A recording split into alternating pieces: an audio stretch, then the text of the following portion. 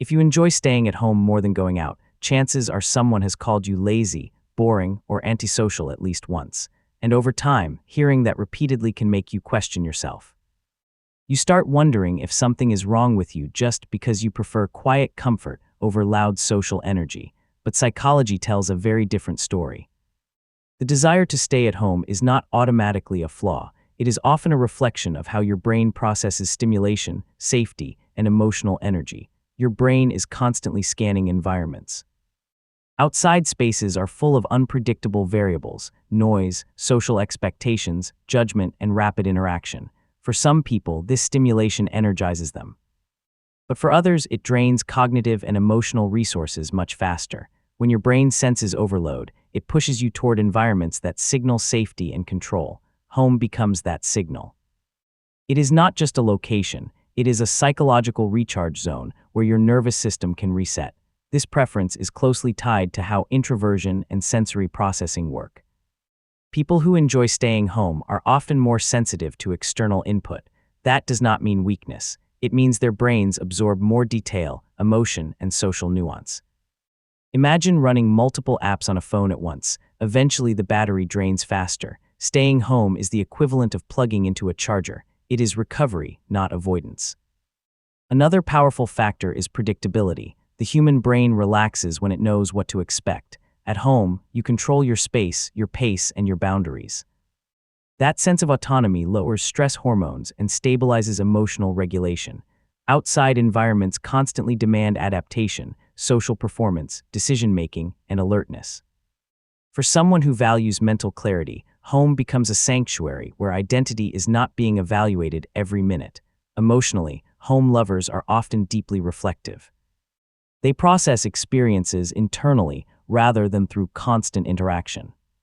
Quiet environments allow the brain's default mode network, the system responsible for reflection and creativity, to operate freely.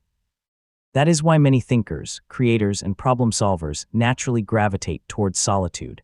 Their mind is active even when their body is still. But preference becomes unhealthy only when comfort turns into fear-based avoidance. There is an important difference between choosing rest and escaping growth.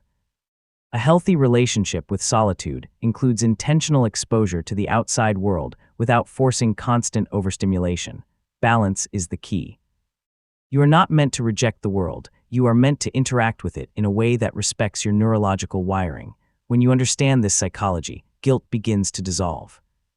You realize your preference is not laziness, it is energy management. Some brains recharge socially, others recharge internally. Neither is superior. The goal is awareness. When you stop labeling your nature as a flaw, you gain confidence in how you design your lifestyle, and something powerful happens when you accept this truth. Instead of fighting your tendencies, you begin optimizing them.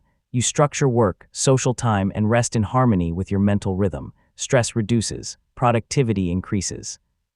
Emotional stability improves. You stop chasing an external definition of normal and start honoring what actually keeps you mentally strong.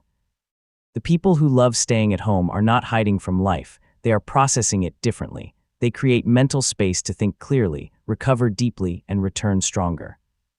When solitude is used intentionally, it becomes a tool for resilience rather than isolation.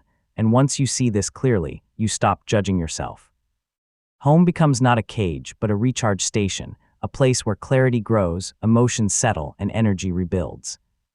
From that grounded state, stepping back into the world feels like a choice, not a burden. If this perspective helped you understand your mind better, stay connected with Mind Explained AI. Subscribe to keep exploring the psychology behind everyday behavior. And share in the comments whether you recharge socially or in solitude, because awareness grows when we understand how differently human minds are wired.